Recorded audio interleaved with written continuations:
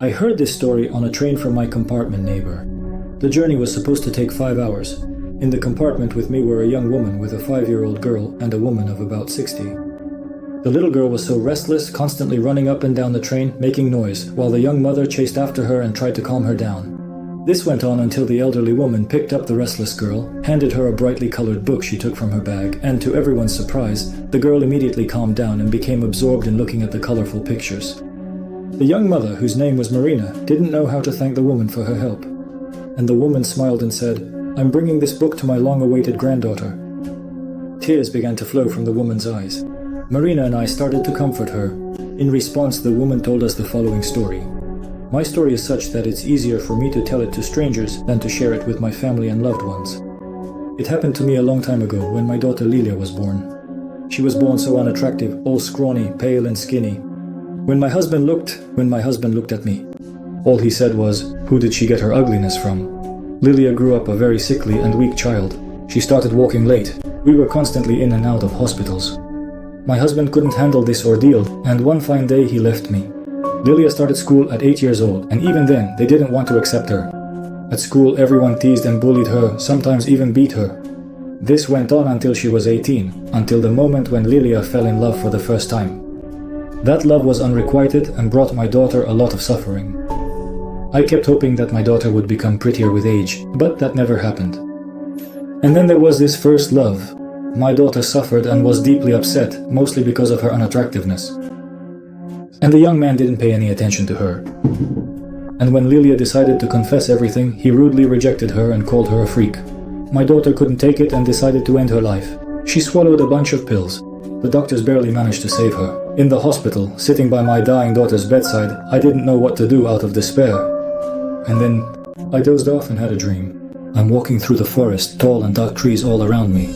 And I come out into a clearing, and there, sitting on a fallen tree, is a creature so repulsive that I didn't even want to look at it.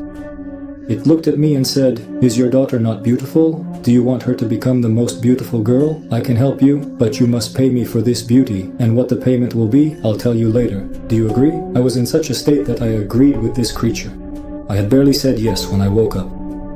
My daughter started to recover, began to live anew, and then I began to notice that my daughter was changing. Her hair darkened, turning a beautiful chestnut color, her facial features changed, and her figure became more attractive. Less than a year had passed, and everyone called my daughter nothing but a beauty.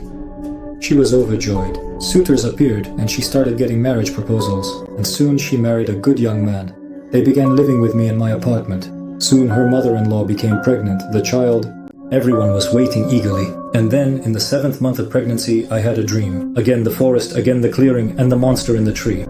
It said to me, "The time has come to pay your debt to me. Soon you'll find out how." And soon after, my daughter went into premature labor. A weak little boy was born, lived for a couple of days, and then died. My daughter was terribly distraught. A year later, she got pregnant again, and once more, the same tragedy happened to her in the 7th month. She gave birth to a girl. No matter what the doctors did, she died on the 3rd day. My daughter was devastated by grief, and no one could explain the cause of the infant deaths.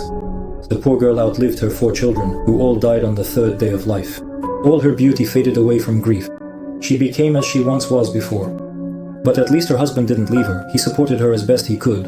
For a long time she didn't dare to have children, and when she found out she was pregnant again, she didn't know what to do. She waited for the 7th month with fear, and in the 7th month I had another dream. A forest, a clearing, a monster. It was sitting in a tree and said to me, "I'm full now, I've eaten enough. I don't want any more for now. Consider your debt to me paid." So what happened next? I've had my fill of beauty, now I'll wait for the next beauty to come. I woke up in horror and realized that our deceased children were the price paid for our daughter's beauty, and I began to pray to God to help us with our 5th child. In the 9th month, Lilia gave birth to a beautiful girl, and she did not die on the 3rd day, but thank God is alive. But you know, I had a dream recently. A forest, a clearing, and that monster. It said, "I'm hungry, I want to eat. You have a beautiful granddaughter now. How will you pay for it?" And now for 3 months I've been living in fear and don't know what to think. I'm going to visit my granddaughter. Marina and I didn't know what to say to this woman. That story gave me the creeps. All we can do is hope that everything turned out well for this woman.